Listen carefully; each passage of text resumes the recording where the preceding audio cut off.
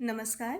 आज मैं आपके लिए कक्षा 10वीं का कोर्स बी हिंदी प्रश्न पत्र लेकर आई हूँ, जो कि आपका सैम्पल पेपर है, सीबीएसई द्वारा रिलीज़ किया गया है।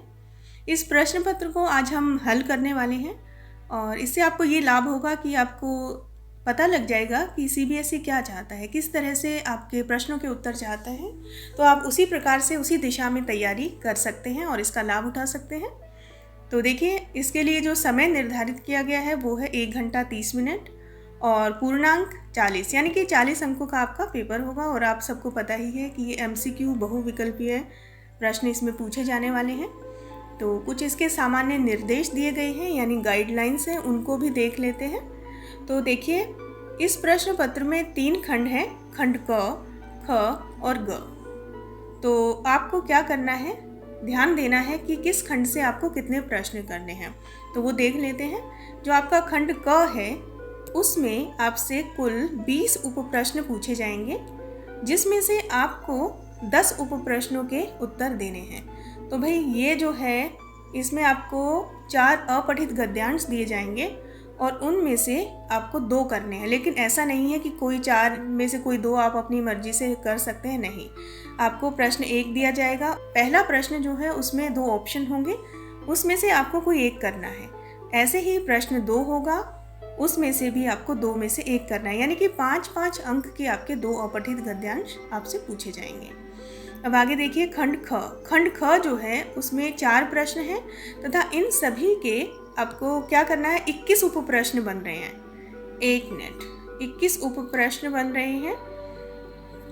कौन कौन से होंगे वो हम आगे जाके डिस्कस करेंगे, चर्चा करेंगे। अब देखिए, 21 में से आपको 16 उप प्रश्न करने हैं, लेकिन ऐसा नहीं है कि आप कोई भी 16 कर सकते हैं। वो देखेंगे आप कि हर प्रश्न में आपको, मान लीजिए 5 प्रश्न पूछे गए हैं और आपको बोला गया है कि 5 में से कोई 4 कीजिए, या 3 हैं तो 3 में से कोई 2 करिए। इस तरीके से आपसे पूछा जाएगा। खंड ग देखिए, खंड ग में 3 प्रश्न हैं तथा उसके 14 उप प्रश्न हैं। तो उप प्रश्न का मतलब यहाँ पर क्या है? उप प्रश्न का मतलब है कि इसके सब पार्ट है। देखिए, मान लीजिए आपसे एक पठित गद्यांश दिया जाता है, ये एक प्रश्न हो गया और उसमें से आपसे 5 प्रश्न पूछ लिए गए, तो ये उप प्रश्न हो गए। ऐसे ही काव्य से आपसे पूछा गया और मान लीजिए उसमें काव्य दिया गया और उससे 4 प्रश्न पूछे गए, तो ये आपके 4 उप प्रश्न हो गए। तो इस तरीके से आपका खंड ग जो है उसमें आपको 14 प्रश्नों के उत्तर देने हैं। ठीक है, इसके बाद हम आगे बढ़ते हैं। देखिए, हम गद्यांश को भी पढ़ लेते हैं और देखते हैं कि गद्यांश का उत्तर किस प्रकार देना है, किस प्रकार के प्रश्न पूछे जाएंगे, डायरेक्ट प्रश्न हैं या फिर समझ के आधार पर हैं, वो हम थोड़ा सा पता लगा सकते हैं इसको पढ़ने के बाद। तो अपठित गद्यांश को आप ये ना सोचें कि ये तो हम कर ही लेंगे, छोड़ो इसे, नहीं। इसका भी अभ्यास करना है, क्योंकि एक एक जो अंक है वो आपके लिए बहुत महत्वपूर्ण है। तो देखिए, इसको पढ़ लेते हैं। किसी एक गद्यांश को ध्यानपूर्वक पढ़िए और उस पर आधारित प्रश्नों के उत्तर सही विकल्प चुनकर दीजिए। तो आपको करना क्या है भाई? आपको ये करना है कि दोनों में से किसी एक का चुनाव करना है। वो चुनाव आप कैसे करेंगे? फटाफट से आप अपठित गद्यांश को पढ़ लेंगे और पढ़ने के बाद देखेंगे कि आप किसका आंसर सही दे पा रहे हो, कौन सा आपको लगता है कि या शब्दों को समझने में दिक्कत नहीं आ रही है, आसान लग रहा है। लेकिन अभी मैं आपको दोनों अपठित गद्यांश पढ़कर सुनाती हूँ, फिर आप चयन करें कि आपके लिए कौन सा सरल है। ऐसे ही आपको अपने एग्जाम में भी करना है। एक बार पढ़ लेते हैं इसको। अच्छा नागरिक बनने के लिए भारत के प्राचीन विचारकों ने कुछ नियमों का प्रावधान किया है। इन नियमों में वाणी और व्यवहार की शुद्धि, कर्तव्य और अधिकार का समुचित निर्वाह, शुद्धतम पारस्परिक सद्भाव और सेवा की भावना आदि नियम बहुत महत्वपूर्ण माने गए हैं। तो देखिए, यहाँ पर अच्छा नागरिक बनने के लिए प्रेरित किया जा रहा है और उसके कर्तव्य बताए गए हैं। तो ये सभी नियम यदि एक व्यक्ति के चारित्रिक गुणों के रूप में अनिवार्य माने जाएं, तो उसका अपना जीवन सुखी और आनंदमय हो सकता है। इसको ध्यान देंगे, समझते जाएंगे। सभी गुणों का विकास एक बालक में यदि उसकी बाल्यावस्था से ही किया जाए तो वह अपने देश का श्रेष्ठ नागरिक बन सकता है। बिल्कुल सही बात है। तो यहाँ पर बताया गया है कि बचपन में ही हमें सीख देनी चाहिए बच्चों को, ताकि वो एक बड़े होकर अच्छे नागरिक बन सकें। इन गुणों के कारण वह अपने परिवार, आस पड़ोस, विद्यालय में अपने सहपाठियों एवं अध्यापकों के प्रति यथोचित व्यवहार कर सके, यानी कि वो उसका व्यवहार अच्छा होगा तभी तो वो एक अच्छा नागरिक बनेगा। वाणी एवं व्यवहार की मधुरता सभी के लिए सुखदायक होती है। समाज में हार्दिक स्वभाव, सद्भाव की बात हो रही है। सद्भाव का मतलब क्या होता है? हम प्रेम का भाव रखें। हार्दिक यानी खुशी देने वाला। हृदय से हम सबके साथ एक समान भाव से रहें। सद्भाव की वृद्धि करती है। किंतु अहंकारहीन व्यक्ति यानी जिसके अंदर घमंड ना हो, स्निग्ध वाणी यानी प्रेम भरी मधुर वाणी और शिष्ट व्यवहार का प्रयोग कर सकता है। शिष्ट यानी अच्छा व्यवहार, भद्र व्यवहार का प्रयोग कर सकता है। अहंकारी और दंभी, अब दंभी और अहंकार एक ही बात है। जो घमंडी व्यक्ति होता है उसके लिए ये प्रयोग किया जाता है।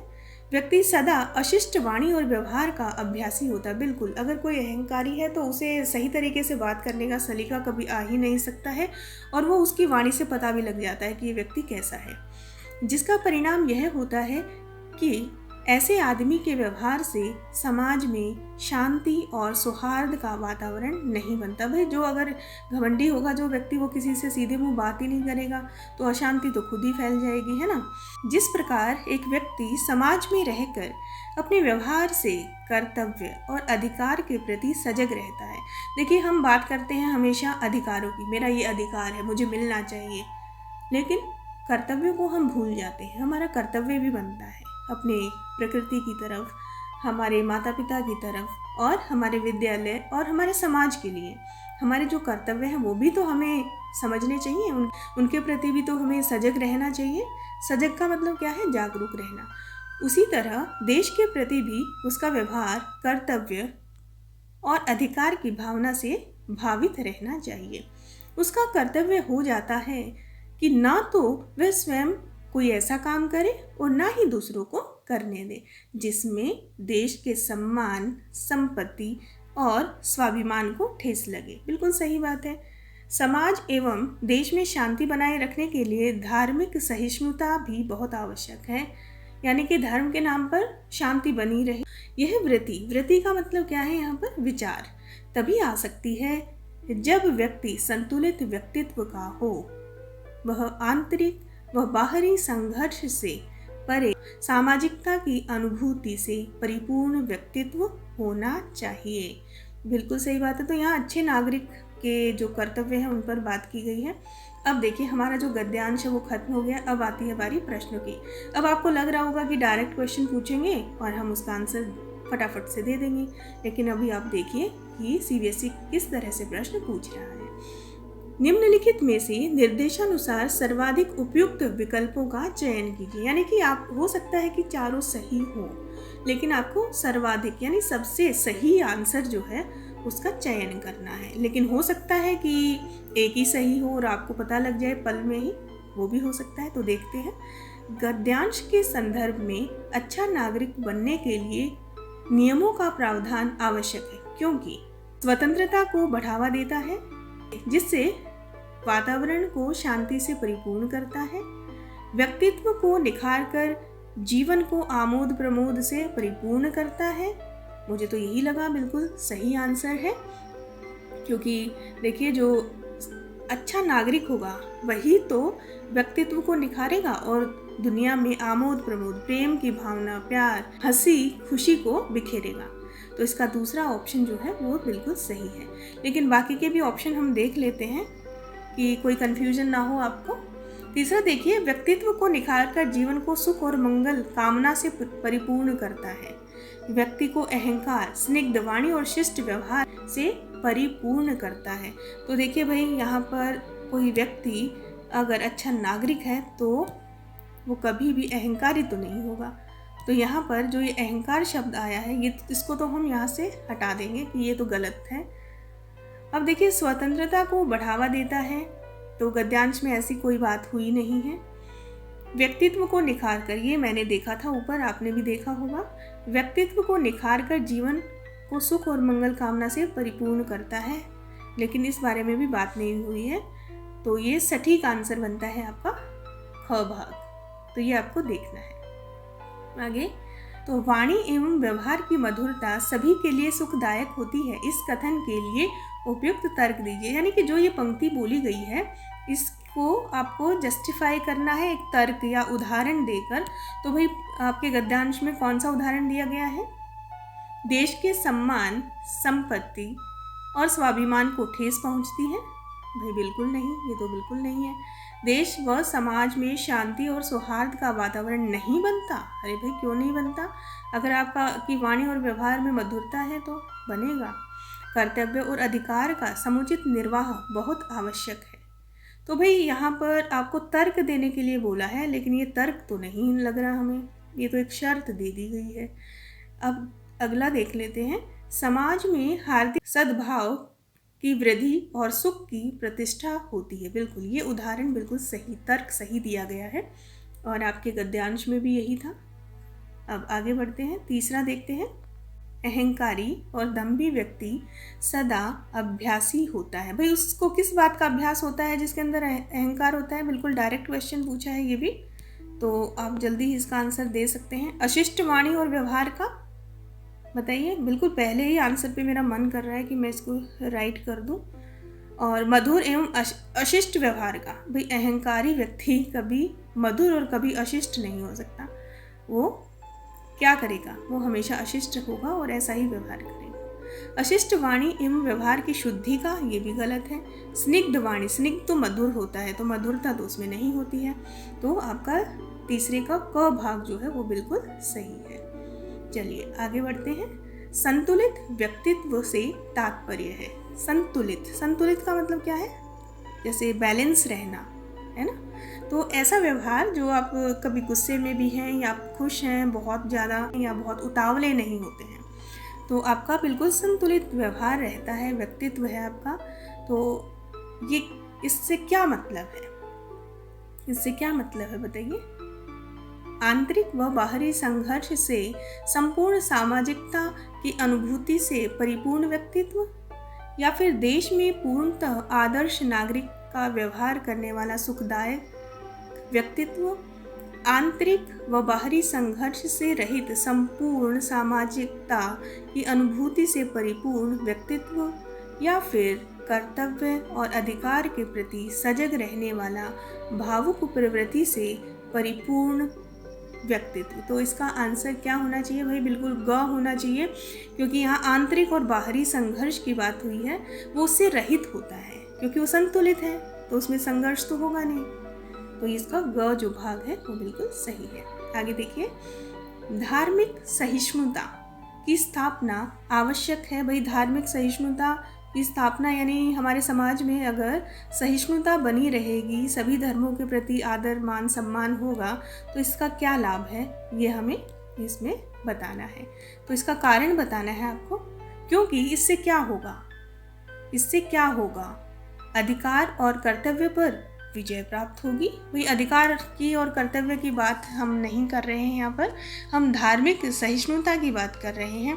देश की संपत्ति का नुकसान नहीं पहुँचेगा, तो यहाँ पर संपत्ति का भी जिक्र नहीं है। भारतीय संविधान की प्रतिष्ठा बनी रहेगी, ये भी भाई धार्मिकता से कोई लेना देना नहीं है। इसका लेना देना है समाज एवं देश में शांति की व्यवस्था। बिल्कुल सही बात है, कोई दंगे फसाद नहीं होंगे, समाज में देश में शांति बनी रहेगी। तो इसका घ भाग सही है। अब देखिए दूसरा जो है ये आपको देखना है। अगर आप पहले वाले का उत्तर दे सकते हैं तो वो देना है, वो आपको कठिन लग रहा है तो आप दूसरा देखिए, आपको 2 ऑप्शन दिए गए हैं। तो दूसरा देखिए, यदि आप इसका उत्तर देना चाहते हैं तो इसे ध्यानपूर्वक पढ़िए और जो 5 प्रश्न हैं उनके उत्तर आपको देने हैं। तो गद्यांश इस प्रकार से है। बड़ा बनने के लिए हमें विशाल काम करने की ज़रूरत नहीं होती, बल्कि प्रत्येक काम में विशालता के चिन्ह खोजने पड़ते हैं। अपने अंतर्मन में सदैव जिज्ञासा को जन्म देना होता है। दुनिया में ज्ञान का जो बोलबाला है उसमें हमारे कौतूहल की केंद्रीय भूमिका है। अल्बर्ट आइंस्टीन ने एक बार अपने साक्षात्कार यानी इंटरव्यू में कहा था कि हमारी जिज्ञासा। तो देखिए यहाँ पर इसमें जो मुझे नज़र आ रहा है इस गद्यांश में, किसकी बात की गई है कि हम चाहते हैं कि हम बड़े बने, लेकिन हम अचानक से बड़े नहीं बन सकते हैं। जो हम काम करते हैं ना, उसको हम बड़ा समझकर, यानी कि हम सोचें कि ये काम तो बहुत ही विशाल काम है। विशाल का मतलब यहाँ नहीं है लंबा चौड़ा काम है। विशाल का मतलब ये है कि जो काम आप कर रहे हैं वो आपके लिए बहुत ही महत्वपूर्ण है, और उस महत्वपूर्ण काम को आप मन से, दिल से कर रहे हैं, और आपके अंदर एक जिज्ञासा बनी रहती है हमेशा। क्यों?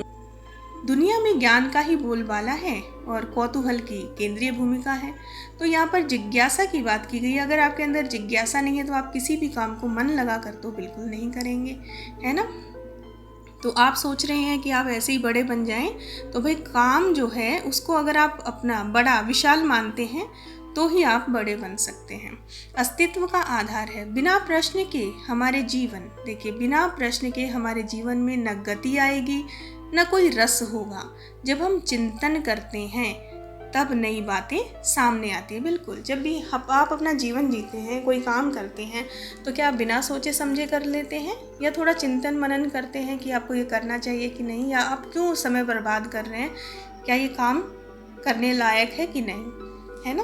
तो सवाल करने का ही परिणाम है कि नई तकनीक, ऑटोमेशन और आर्टिफिशियल इंटेलिजेंस जैसी चीज़ें आज दुनिया में आ रही हैं।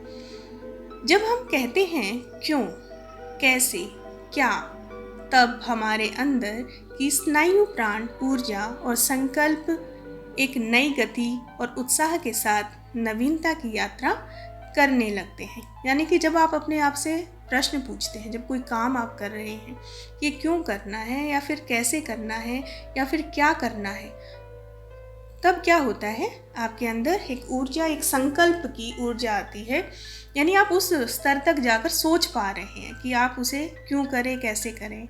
यानी आप चिंतन कर रहे हैं, तभी तो आपके मन में प्रश्न आ रहे हैं, है ना। तो हमें इस दुनिया की इतनी आदत पड़ चुकी है कि लीक से हटकर सोचना नहीं चाहते। जो ढर्रे पे चल रहा है वैसे ही हम चलना चाहते हैं, कुछ अलग नहीं करना चाहते। तो अगर हम अलग नहीं करेंगे तो क्या दुनिया आगे बढ़ेगी? कभी नहीं। कोई विभिन्नता नहीं, ना ही कोई नवीनता, यानी कोई अलग कार्य नहीं किया आपने, कोई नया काम नहीं किया, ना आपने कुछ नया सोचा है। यह कैसा जीवन है जिसमें कोई कौतूहल नहीं, कोई आश्चर्य नहीं। इस जगत में हमारी स्थिति एक कीटाणु या विषाणु की तरह है जो अपनी सुखमयी व्यवस्था में पड़े रहते हैं। बिल्कुल, हम क्या सोचते हैं कि हमें तो आराम चाहिए, हमें अपना कंफर्ट चाहिए, भौतिक सुख चाहिए, बस हमें दुखी नहीं होना है। जब हम आराम की बात करेंगे तो हम कभी भी लीक से हटकर तो नहीं सोच पाएंगे। लेकिन जो स्वतंत्र होते हैं वे हृदय की आवाज़ सुनते हैं, जो बड़ा होना चाहते हैं इस दुनिया और इसकी प्रत्येक घटना, वस्तु एवं स्थिति पर अपना आश्चर्य प्रकट करते हैं। प्रत्येक घटना और वस्तु से परे हटकर सोचने और उसको देखने की कोशिश जो करता है वही बड़ा बनता है। जिज्ञासु मन और बुद्धि ही दर्शन और विज्ञान की दुनिया बनाते हैं। बिल्कुल, जो वैज्ञानिक है अगर वो इस नज़रिए से ना सोचते, कुछ हटकर ना सोचते, तो क्या वो नया आविष्कार कर पाते? नहीं कर पाते। तो अब देखते हैं इसके प्रश्न किस प्रकार से पूछे गए हैं। प्रत्येक काम में विशालता के चिन्ह खोजने से लेखक का क्या अभिप्राय है? भाई बिल्कुल, ये तो प्रश्न बनता है। बिल्कुल, तो यहाँ पर देखिए, बड़ी सोच व्यक्ति को बड़ा बनने की प्रेरणा देती है, इसलिए उन्होंने बोला है।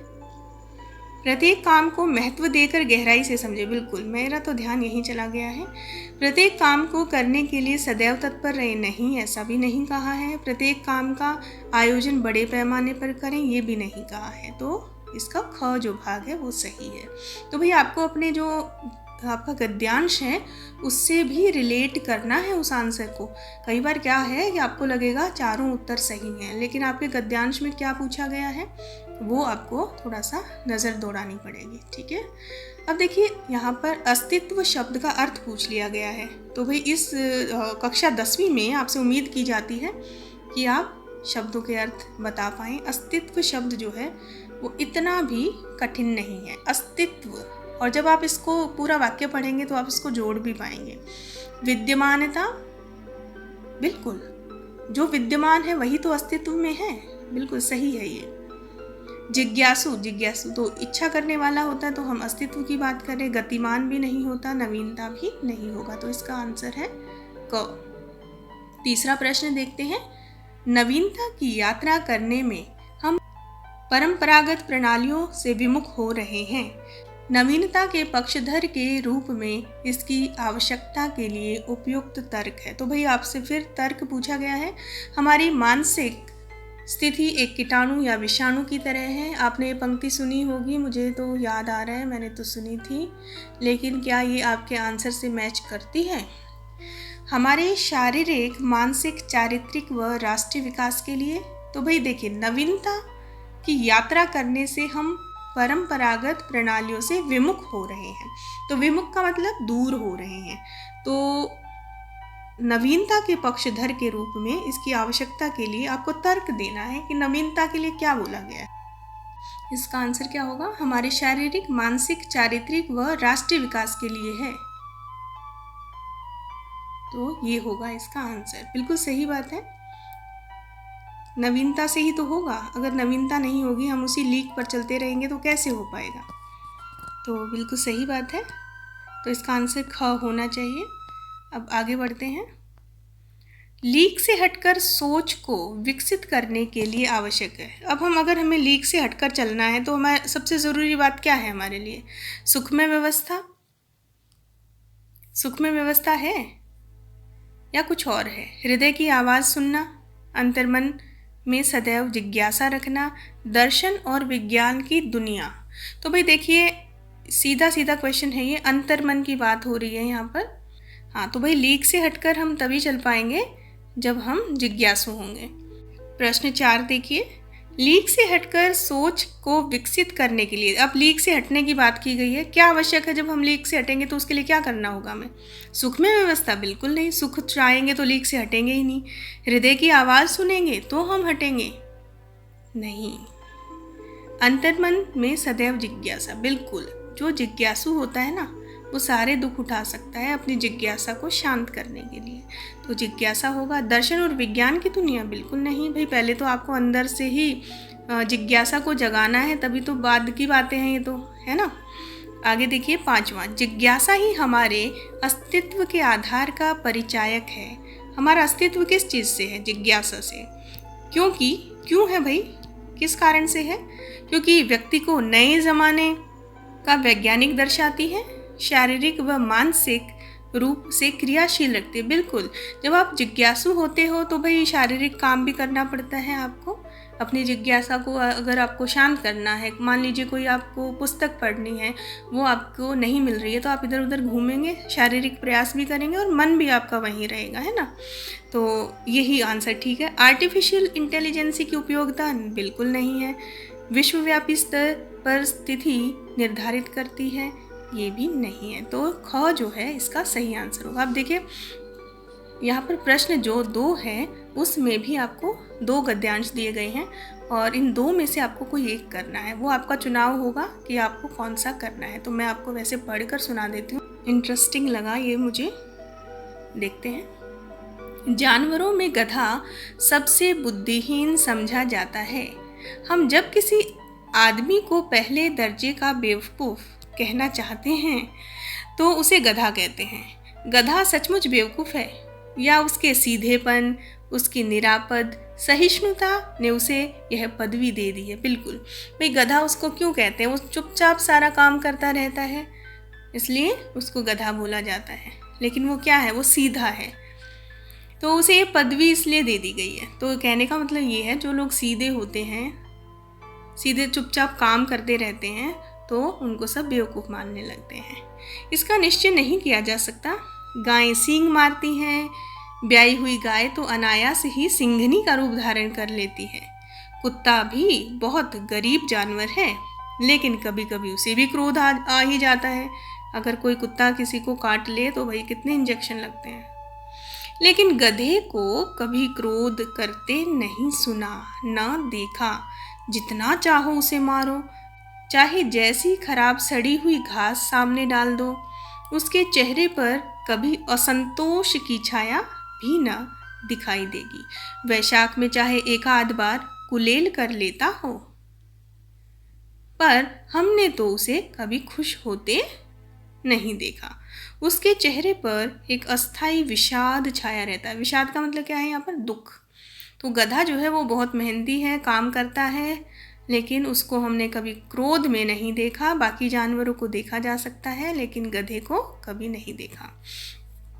तो सुख दुख हानि लाभ किसी दिशा में भी उसे बदलते नहीं देखा।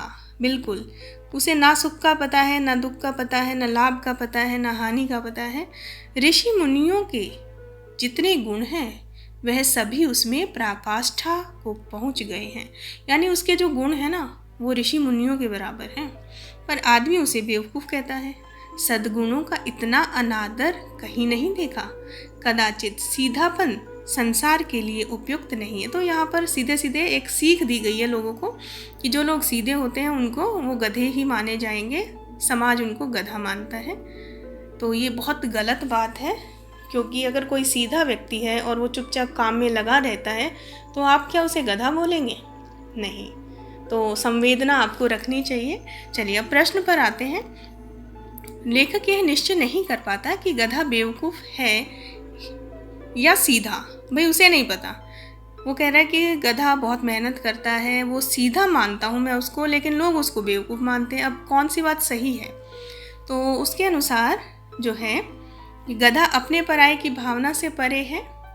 बताइए। गधा क्रोध व कुलेल नहीं करता है। गधा सीधा व सहिष्णु होता है। गधे के चेहरे पर हर्ष व विषाद होता है। भाई देखिए, हर्ष और विषाद की तो बात नहीं हुई। यही हुआ था कि ना तो हर्ष होता है ना विषाद होता है, ये बोला गया था। अब यहाँ पर देखो प्रश्न क्या पूछा है। लेखक यह निश्चित नहीं कर पाता कि गधा बेवकूफ़ है या सीधा। क्योंकि भाई सही बात है कि गधा सीधा व सहिष्णु होता है। लास्ट में उन्होंने यही संदेश दिया था ना कि वो सीधा होता है, सहिष्णु होता है। ऋषि मुनियों तक का दर्जा उन्होंने दे दिया उनको। गधे में ऋषियों मुनियों के कौन कौन से गुण देखने को मिलते हैं? देखिए नेक्स्ट प्रश्न। तो जब तब करता है गधा, कोई जब तब करता है? भाई बताइए। समानता का भाव होता है गधे में, या असंतोष की भावना होती है, या वो कुलेल करता है? कुलेल का मतलब वो दौड़ता है, खेलता है, बाकी जानवरों की तरह खुश होता है। आपको क्या लगता है कि इनमें से गधा क्या है? तो भाई देखिए, मुझे लगता है कि उसमें समानता का भाव होता है। सबसे बड़ा गुण उसमें यही है। अब देखिए आशय स्पष्ट कीजिए। उसके चेहरे पर एक स्थायी विषाद छाया रहता है, यानी कि एक ऐसा दुख जो हमेशा उसके चेहरे पर होता है, कभी नहीं जाता। तो क्यों होता है ये? इसका क्या मतलब है? गधा सदैव चुप रहता है, उसे खुश होते हुए कभी नहीं देखा गया, इसलिए ऐसा कहा गया है। वही बिल्कुल यही तो लाइन थी। गधे को बहुत बोझा ढोना होता है, ये तो बात नहीं बोली गई। आदमी द्वारा दुर्व्यवहार बेवकूफ़ नहीं। गधे के प्रसन्न मुख पर सदा स्थिर संतोष, बिल्कुल नहीं। अब आगे देखते हैं प्रश्न 4। गद्यांश में प्रयुक्त शब्दों छाया, निश्चय, अनायास के लिए क्रमशः विलोम छाटिए। देखिए अब आपको विलोम शब्द भी बताने हैं। तो देखिए यहाँ पर बात की गई है छाया।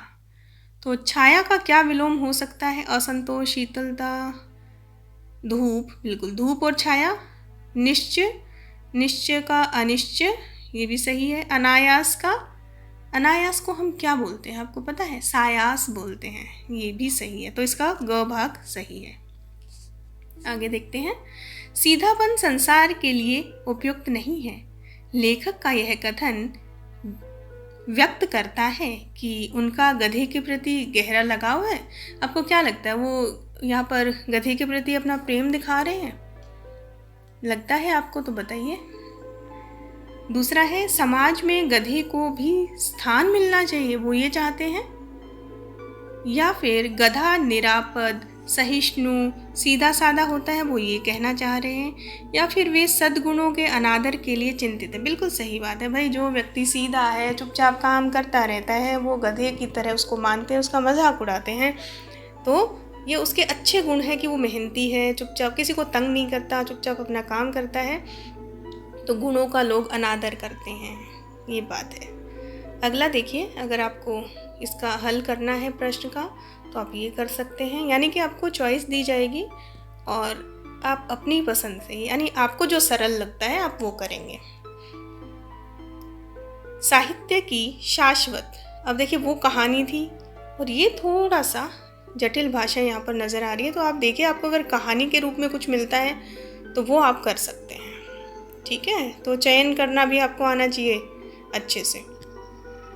तो यहाँ पर देखिए, साहित्य की शाश्वतता का प्रश्न एक महत्वपूर्ण प्रश्न है। भाई देखिए, साहित्य जो है वो एक तरह से कह सकते हैं हमेशा रहने वाली चीज़ है। जो कुछ हुआ, जो हम पढ़ते हैं लिटरेचर में, साहित्य में, तो वो शाश्वत है।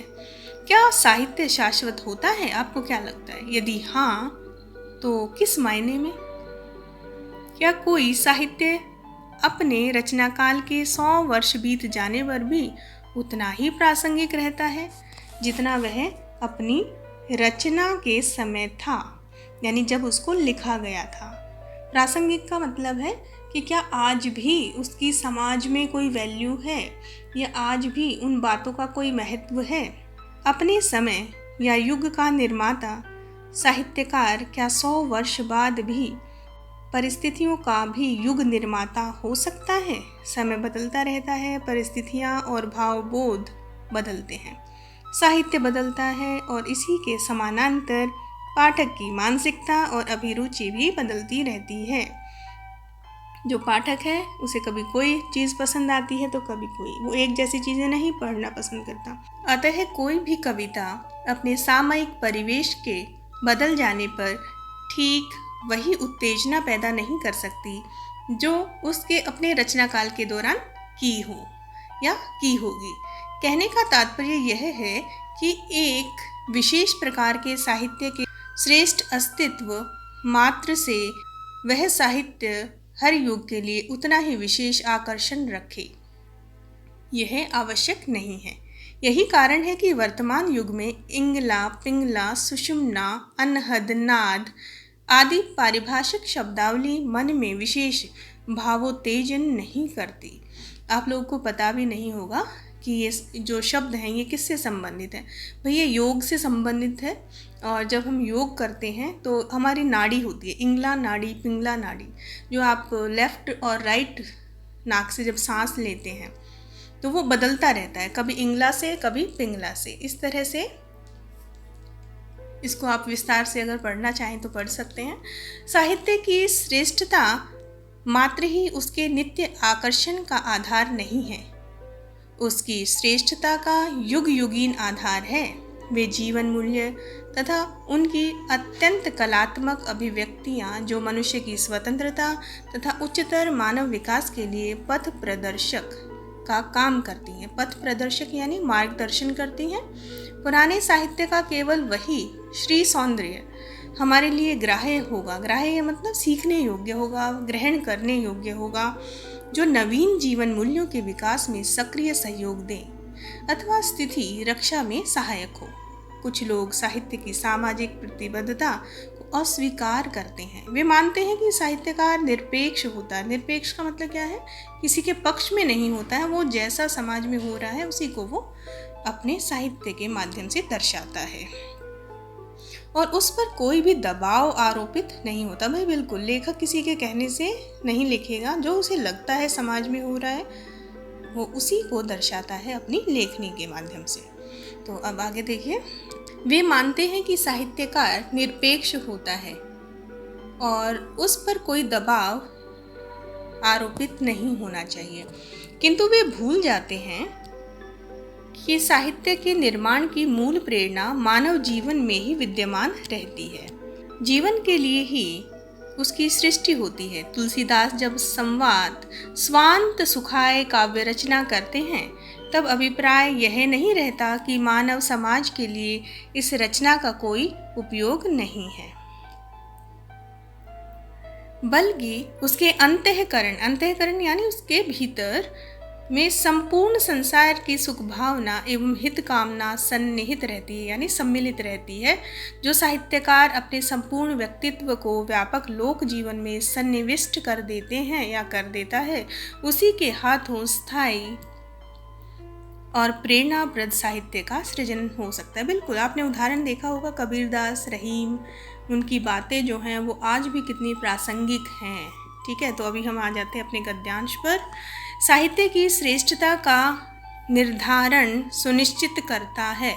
तो अब आपको बताना है कि इसका आंसर क्या होगा। साहित्य की श्रेष्ठता का निर्धारण सुनिश्चित करता है कि वह व्यक्ति को बहुमुखी प्रतिभा का धनी बनाता है, लोक व्यवहार की पराकाष्ठा पर प्रतिक्रिया देता है, या फिर सांस्कृतिक व ऐतिहासिक विरासत को बाधित करता है, या फिर पथ प्रशस्त कर मूल्यों का समावेश करके कला भाव जगाता है। तो इसका सही आंसर क्या होना चाहिए? बिल्कुल ये घ जो है सही आंसर है, क्योंकि वो पथ को आगे प्रशस्त करता है, मार्गदर्शन करता है और मूल्यों को बढ़ाता है। ठीक है, अगला देखिए, नवीन जीवन मूल्यों के विकास में सक्रिय सहयोग से आशय है। स्वांत सुखाय की कामना कर आगे बढ़ना, या फिर श्री सौंदर्य को प्राथमिकता देकर आगे बढ़ना, नवाचार व मूल्यों को आत्मसात कर आगे बढ़ना, वर्तमान में साहित्य के माध्यम से आगे बढ़ना। तो आपको क्या लगता है इन चारों में से क्या होना चाहिए, बताइए। तो बिल्कुल यहाँ पर नवाचार व मूल्यों को आत्मसात तो करना है। आत्मसात का मतलब क्या है? ग्रहण करते जाना, आगे बढ़ते जाना। अब देखिए, कोई साहित्य अपने रचना काल के 100 वर्ष बीत जाने पर भी उतना ही प्रासंगिक होता है।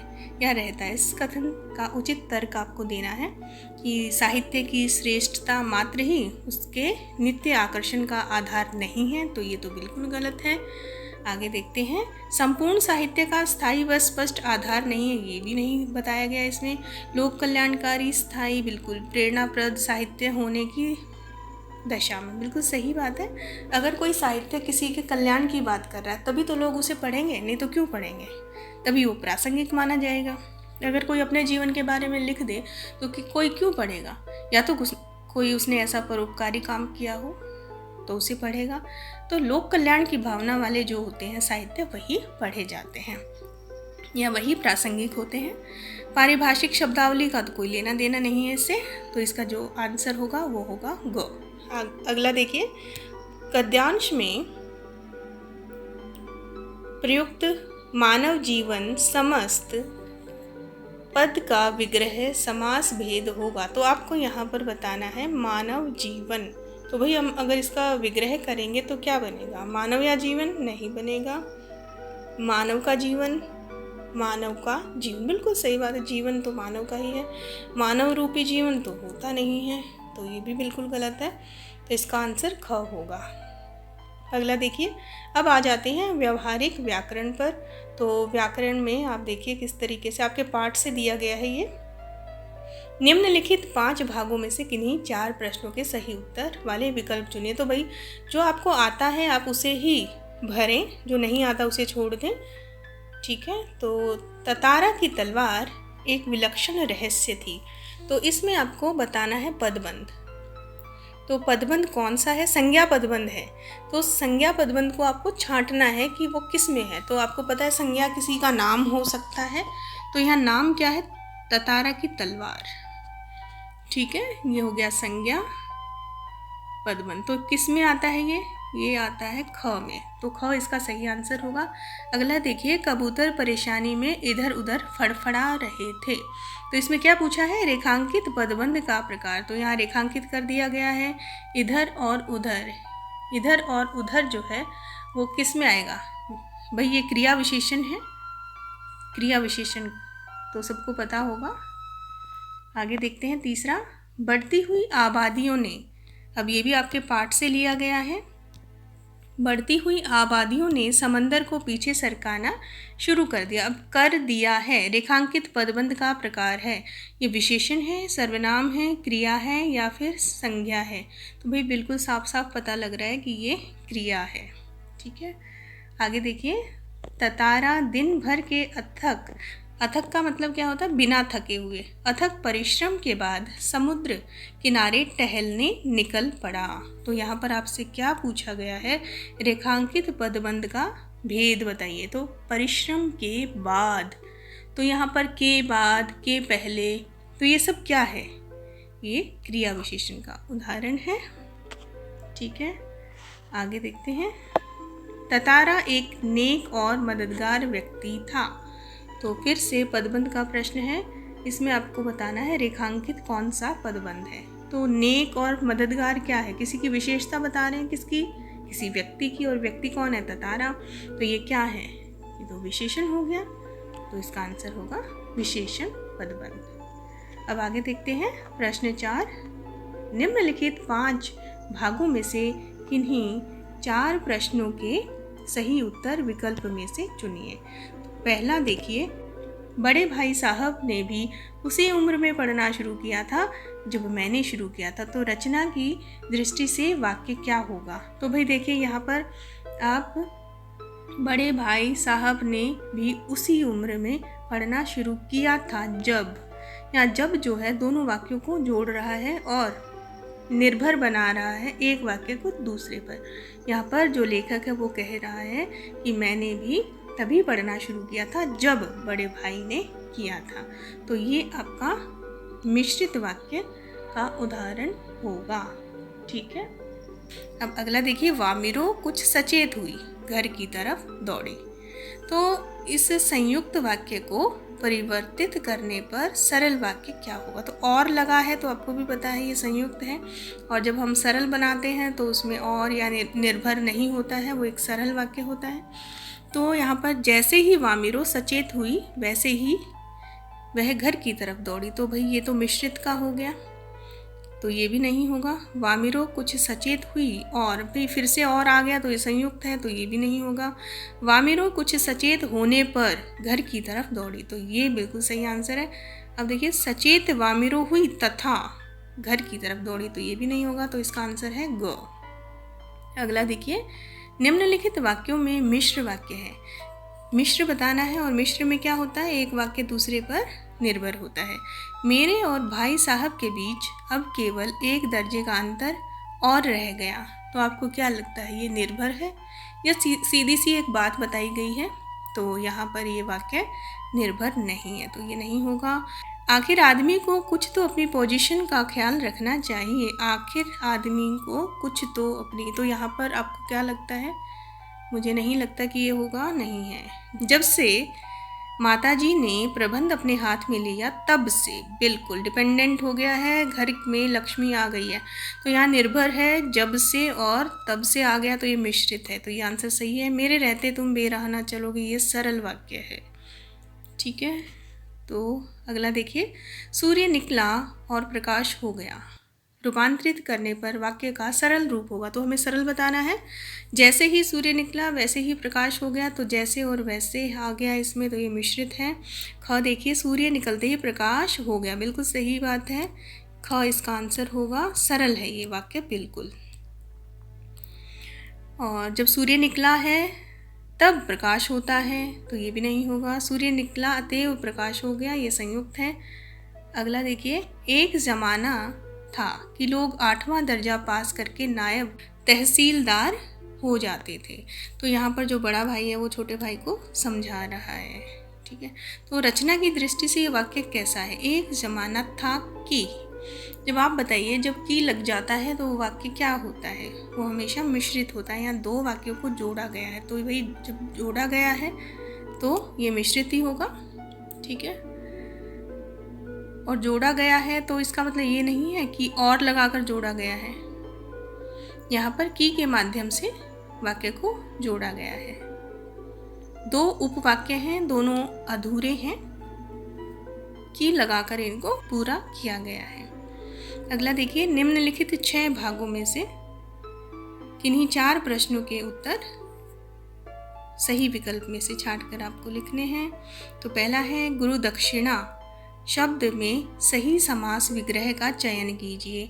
तो भाई गुरु दक्षिणा में आप देखिए, गुरु से दक्षिणा तो बिल्कुल ली थोड़ी ना जाएगी, गुरु का दक्षिणा तो होगा नहीं, गुरु की दक्षिणा भी नहीं होगी, गुरु के लिए दक्षिणा होती है, तो ये बिल्कुल सही है। तत्पुरुष समास घ। यथा समय शब्द किस समास का उदाहरण है? तो आप देखिए, यथा जो है एक तरह से उपसर्ग का काम यहाँ पर कर रहा है, और ये अव्यय भाव समास का उदाहरण है, क्योंकि यथा जो है एक अव्यय शब्द है। ठीक है, तो ये अव्यय भाव होगा। आगे देखिए, अष्टाध्यायी शब्द के लिए सही समास विग्रह का चयन कीजिए। तो अष्टाध्यायी जो है भाई, हम यहाँ पर 8 अध्यायों की बात कर रहे हैं। अष्ट माने 8, अध्याय माने पाठ, तो संख्या है यहाँ पर 8 अध्यायों का समाहार की बात कर रहे हैं हम। 8 अध्याय मिल जाते हैं तो वो अष्टाध्यायी बनते हैं, बाकी तो इसमें नहीं है। आगे देखिए, आशा को लांग कर गया हुआ, आशा को लांग कर गया हुआ, तो इसका समस्त पद आपको बताना है, तो क्या होगा? आशातीत होगा। आगे देखिए, सज्जन समस्त पद का विग्रह होगा, तो अब आपको विग्रह बताना है। सद है जो जन, सत है जो जन, या फिर अच्छा है जो पुरुष, या सत्य के समान जन। तो इसका आंसर क्या होना चाहिए भाई? सत्य है जो जन, सज्जन होता है सत्य, सच्चा जन। ठीक है, अगला देखिए, तो बाकायदा शब्द के लिए सही समास विग्रह आपको करना है। कायदे के अनुसार, बाकायदा, आपने ये शब्द सुना है कभी? कायदे के अनुसार, तो यहाँ पर ये अव्यय भाव होगा। कायदे के अनुसार, कायदे के बिना, कायदे ही कायदे, कायदे के द्वारा कृत।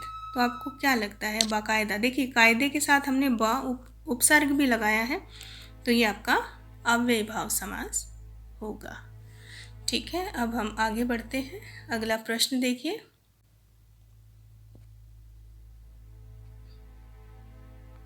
निम्नलिखित 5 में से किन्हीं 4 प्रश्नों के उत्तर दीजिए।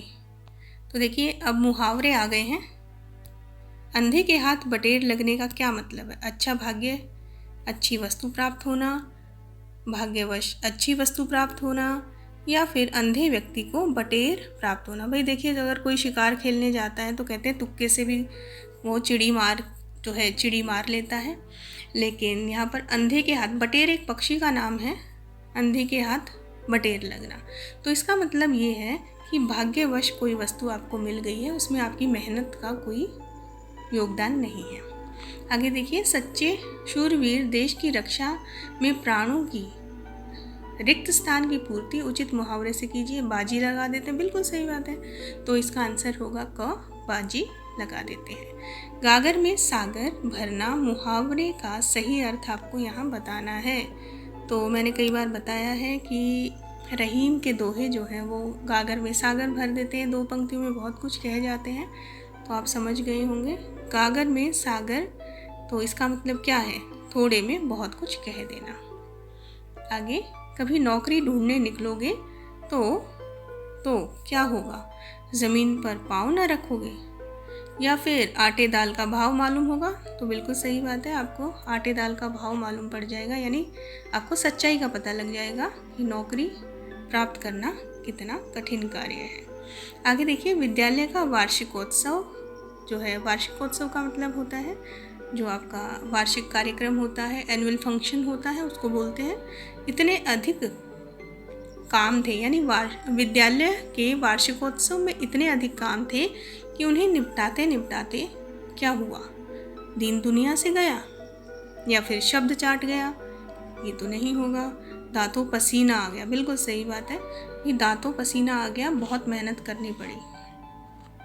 अब आ जाते हैं खंड ग की तरफ, जो कि आपकी पाठ्य पुस्तक से है।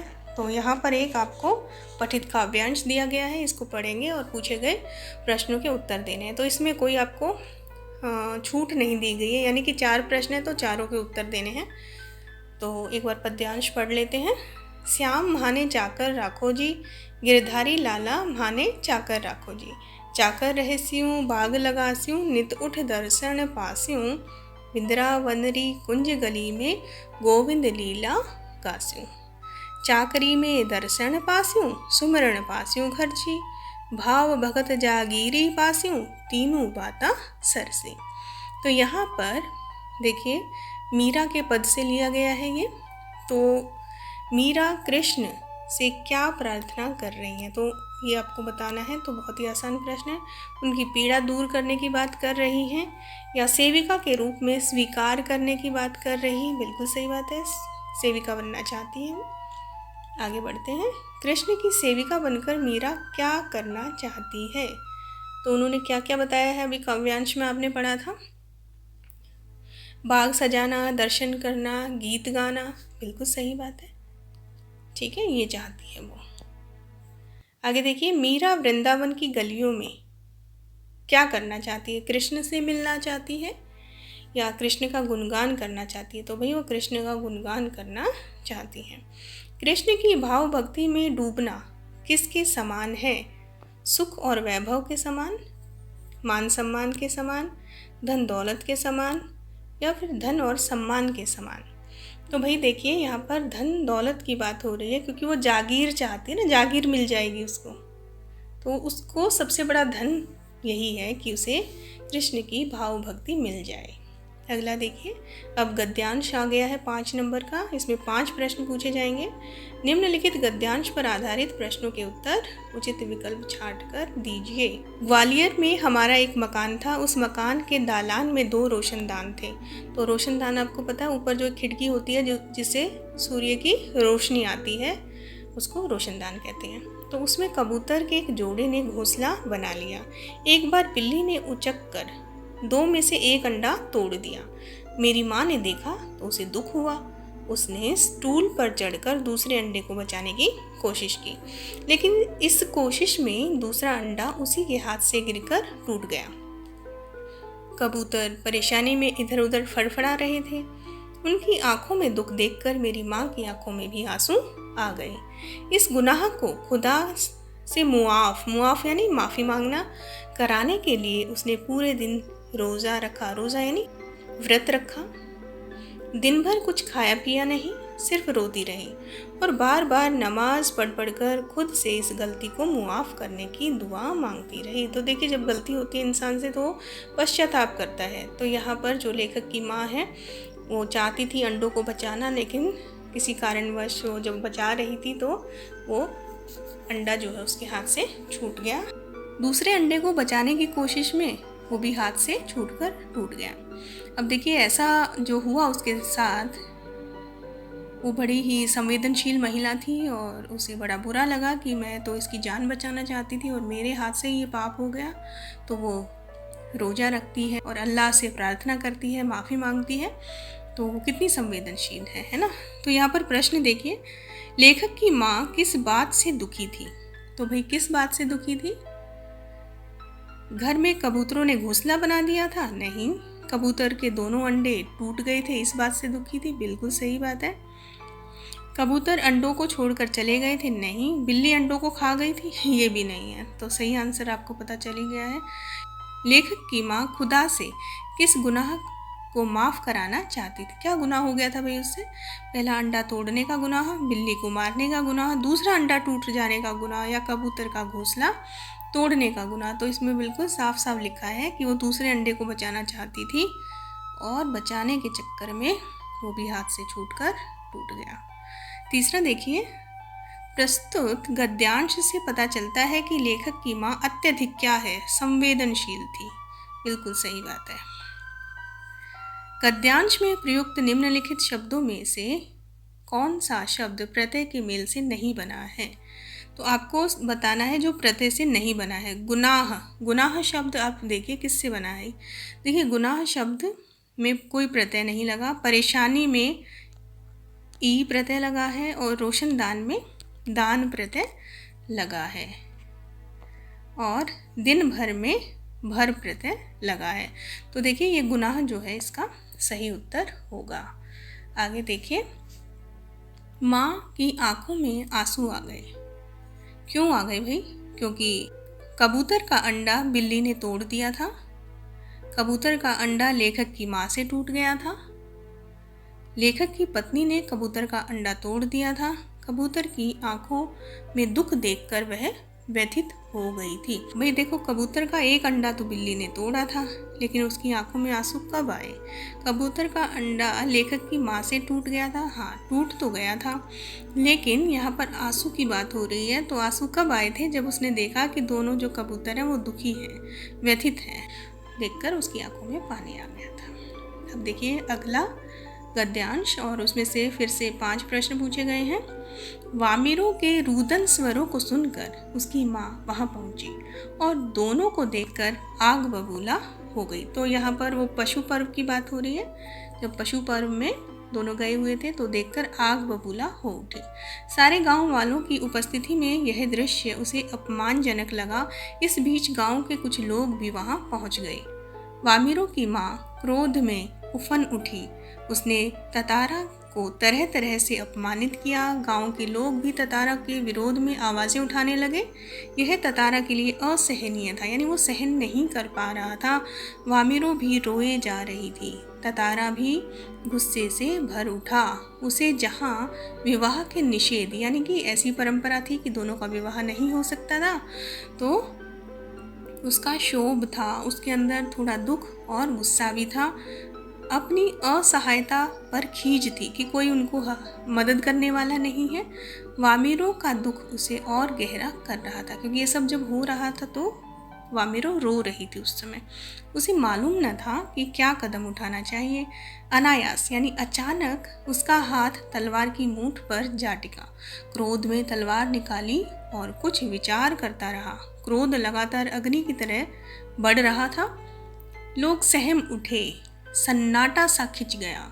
जब कोई राह न सूझी तो क्रोध का शमन करने के लिए उसने शक्ति भर उसे धरती में घोंप दिया और ताकत से उसे खींचने लगा और वह पसीने से नहा उठा। सब घबराए हुए थे, क्योंकि सबको मालूम था कि ये जो तलवार है ये शक्तिशाली है, इसमें कोई दैवीय शक्तियाँ हैं। अब देखिए, वह तलवार को अपनी तरफ खींचते खींचते दूर तक पहुंच गया। वह हाँफ रहा था। अचानक जहां तक लकीर खिंच गई थी वहां एक दरार होने लगी, मानो धरती 2 टुकड़ों में बंटने लगी हो। अब इससे प्रश्न देखिए आप कैसे बनते हैं। गांव के लोग ततारा के विरोध में आवाज़ें क्यों उठा रहे थे? तो भाई अब आपको कारण बताना है कि वो आवाज़ें क्यों उठा रहे थे। देखिए, गद्यांश में ये डायरेक्ट बिल्कुल नहीं दिया जाएगा। कुछ प्रश्न हो सकते हैं आ जाएं, लेकिन जो आपके पठित गद्यांश और पद्यांश होते हैं उसमें से आपको उसके आगे और पीछे की कहानी का भी पता होना ज़रूरी है। तो देखिए, यहाँ विवाह जो है, विवाह की बात तो हुई है कि उनका जो परंपरा जो है उसके लिए उसको क्षोभ था कि उनका विवाह नहीं हो सकता। तो अब यहाँ पर ये डायरेक्ट आ गया क्वेश्चन तो आप कर सकते हैं, अगर नहीं आएगा तो भी आपको कहानी तो पता होनी चाहिए। गांव के लोग ततारा के विरोध में आवाज़ें उठा रहे थे। वे ततारा को अपमानित करना चाहते थे? नहीं भाई, वे तो बहुत सम्मान करते थे। उसको तो मुख्य अतिथि बनाकर बुलाया गया था वहाँ। वे गांव की निषेध परंपरा के पक्ष में थे। बिल्कुल, ये जो परंपरा थी ना, इसी की वजह से सब हुआ और सब इसी परंपरा के हित में थे या उसके पक्ष में थे। गांव के रीति के विरोध में नहीं थे। ततारा को पशु पर्व में शामिल नहीं करना चाहते थे, ये तो कारण बिल्कुल भी नहीं है। तो सही आंसर है ख। ततारा, अब अगला देखिए, ततारा ने अपने क्रोध का शमन करने के लिए क्या किया? वामिरों की माँ को बुरा भला सुनाया। सब गांव वालों के विरोध में आवाज़ उठाई। अब अपनी तलवार से उपस्थित लोगों पर वार किया उसने? नहीं, उसने क्या किया था? अपनी तलवार को धरती में गाड़ दिया। तो इसका आंसर होगा घ। अगला देखिए, वामिरों की माँ के गुस्से का कारण क्या था? गांव वालों का विरोध, पशु पर्व का आयोजन, वामिरों का रोना, ततारा का तलवार खींचना। तो भाई बताइए, उसकी माँ गुस्सा क्यों कर रही थी? देखो, गांव वालों का विरोध तो था नहीं, पशु पर्व का आयोजन तो हमेशा ही होता था और तलवार खींचना भी नहीं था। वामिरो वहाँ रो रही थी, ये कारण था। उसे लगा कि न जाने ततारा ने उसकी बेटी को कुछ कहा है कि क्या बात है। जब उसने रोते हुए देखा तो वो उफन पड़ी थी। अब देखिए, लोग सहम उठे, एक सन्नाटा सा खिंच गया। लोगों का सहम जाना क्या दर्शाता है? विलक्षण, जो अब देखिए, अब ये गहराई वाले प्रश्न हैं। विलक्षण दैवीय तलवार को देखने लग गए थे या फिर किसी भावी दुष्परिणाम की आशंका से ग्रसित थे? बिल्कुल, क्योंकि उनको पता था ये दैवीय तलवार है और अगर ये खिंच गई तो कुछ भी अनर्थ हो सकता है। तो वो सहम गए, सन्नाटा छा गया, सब डर गए बिल्कुल। ठीक है, अगला देखते हैं। प्रस्तुत गद्यांश में किस घटना का वर्णन है? तो अब देखिए, आपको ऐसे डायरेक्ट क्वेश्चन नहीं मिल रहे हैं, आपको पता होना चाहिए, थोड़ी समझ बनानी पड़ेगी। वामिरों की त्यागमयी मृत्यु का, इसमें किस घटना का वर्णन है?